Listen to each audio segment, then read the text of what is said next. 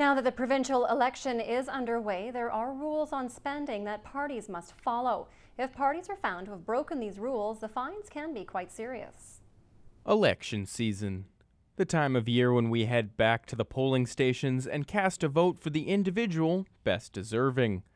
But beneath all of the politics are some very simple rules that help keep campaigns honest.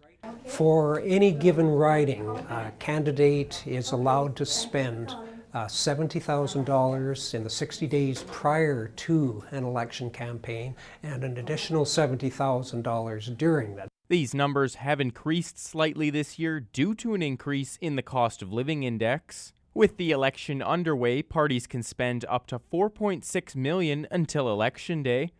Looking closer at the numbers, we see that candidates are allowed to spend just over $73,000.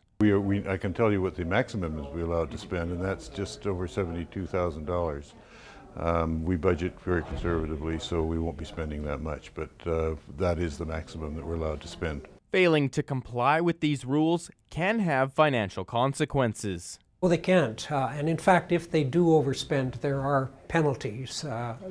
One example of the penalty is that the amount that they overspend must be doubled and paid to the Chief Electoral Office. We contacted the other parties for comments from their campaign managers, but they failed to return our calls.